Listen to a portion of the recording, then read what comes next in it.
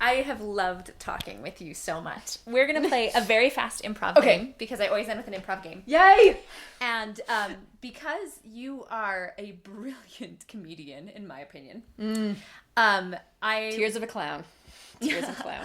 I want to throw accents and dialects at you. That one, where you just like switch out. Oh my gosh. Okay, yeah, this won't end up being offensive at all. Let's do this. Yeah, we're gonna do all the stereotypes. Jeez. But I also want to combine it with slips of paper.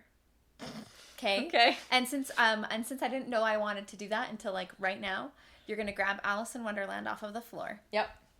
And you're going to confine yourself for when I point at you to something that you can find on the page. Perfect. And then whenever you've got that one, right, you can switch to a new page and wait for the point again. So our listeners will just have to trust that I am pointing at you. I would imagine that what you choose to say will be different enough that they can tell when you're quoting. So... And I'm going to keep track of pointing at you and the accents and dialects that I give you. We'll see how this goes. This is not going to be a scene. This is going to be a monologue. Oh, okay. Improvised monologue. You are going to argue a traffic ticket before me. I am the judge. Okay? Sure. So you're gonna contribute nothing to this? I am not helping you in the slightest. However, this is not yes and with a person. This is yes generous and of you. And yes, and generous of you. I will give you accents and dialects, and I will point at you. Oh my gosh. Okay. You're gonna be awesome. So just in case anyone isn't unaware of these games that I know Brittany's familiar with, she is going to have to use text that is not her own as if it were whenever I point at her. She's going to have to toggle between accents and dialects as I interrupt her and give them to her. And all the while she's going to maintain an improvised monologue of arguing her traffic ticket in front of a judge. If autism could be summed up in one game, it would probably be this. then I have achieved my goals. Yeah. Okay. Pretty much. Like, what do you want me to be? And I'll just do that. Okay. You ready? Yes. Although I will say before we start, because of that last comment, I do have to give a little bit of like a caveat to that. Yeah. I don't want people to come away from this thinking that autistic people have no set personality, only the personalities that they absorb around them. That is not true. That is not what that comment was. That is not the comment. Like autistic people absolutely have personalities. It's more just like, in any given situation, they think to themselves, well, I have to put on this hat now, kind of thing. Toggling and managing so many different expectations. Yeah, absolutely. Okay. So yeah, but they're not devoid of their own personalities. Okay, go on. No, I appreciate the clarity. Here we go. I'll let you start in your own native voice with your own text. Okay. Well, you see, Your Honor, it began with tea. I was drinking tea. Irish. This morning, and I noticed that the tea had a bit of a funny taste to it, but I didn't think much about it.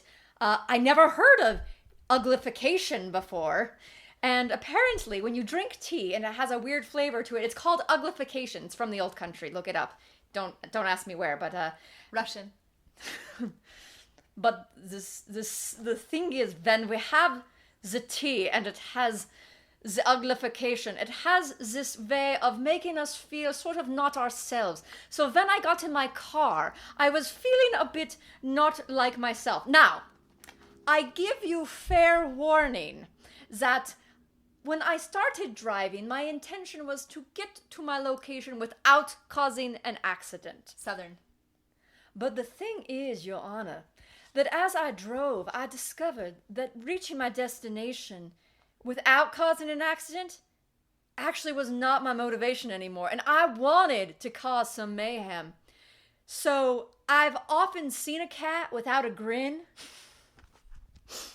It's an old expression we use in the southern countries. I don't know. Have you ever been to Georgia, Your Honor? It's beautiful. And we have this expression, I've often seen a cat without a grin, which is to say that I have often started out wanting to do one thing, but actually ended up doing quite the other. Proper British. So there I was, thinking to myself, I have no intention of starting an accident today, and now I find just the opposite. So I start driving down the road looking for something that I can run headlong into. It's a game we used to play as a children. We called it headlong. we would just pick someone, typically another person, and we would just run headlong into them, usually with our heads down like those dinosaurs that have like the rigid necks. You know what I'm saying? Bald. They look like monks from the old times. And so there I was. I saw a car. And I thought to myself, it's parked, there was no one in it, lest you think me cruel. And I was going to run my car headlong into it when I heard a voice in my head say, "What size do you want to be?" French. And I thought to myself, well, this is a very interesting question, is it not? Sorry, that's almost like oh, I have to get into my French. So there I was thinking to myself, this is a very strange question to ask. What size do I want to be? And I realized it had nothing to do with my actual size and more to do with the merit of the person that I wanted to be. And I was like, the size of the person I want to be is a big person and not a small person who runs their cars into other things. So I decided at that moment, I will not run my car into this thing. Instead, I will hand it over here. And of course, by that I mean, I shall move my car over here. It is a French saying. You would not understand because you are a silly American. So I proceed to pull my car over. Brooklyn. And once I get there, I think to myself, I'm like, okay, well, no harm, no foul. I didn't hit nobody. I pull my car over. It's fine. And then I realize there's a cop car. I see lights and sirens. Brooklyn is not my strong point. And the officer pulls me over and he's like, "Hey, were you the one speeding headlong towards that police car?" And I thought, oh, it was a police car. My bad. And here I am. I'm throwing myself at your mercy. Your Honor, please, it's not that I'm deranged. It's that, what is that line from West Side Story? I'm deranged on account of I'm deprived. Yeah, I'm depraved on account of I'm deprived. There you go. The end. Well done, lady. Oh my gosh, that was the scariest thing I've ever done in my life. You did so fantastic. People are gonna be like, she should not be on the air. We should boycott this woman. I'm glad that you stuck to mostly like non-offensive things. Stereotypes. Yeah. Yes.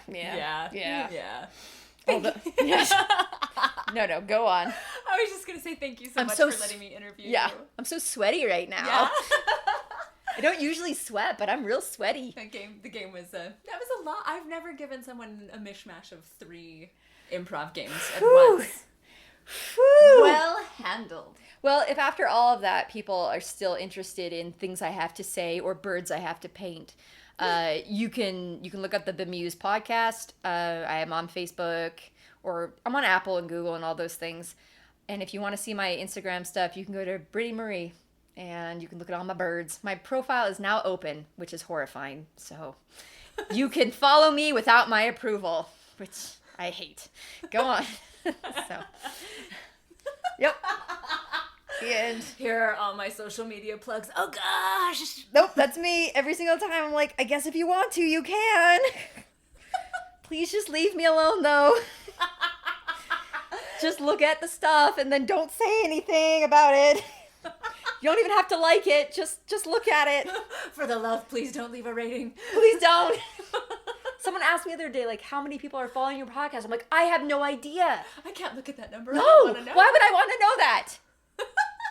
Because if it's small, I'm going to feel bad. And if it's big, I'm going to feel terrified. So I prefer just the ignorance of bliss. The bliss of ignorance.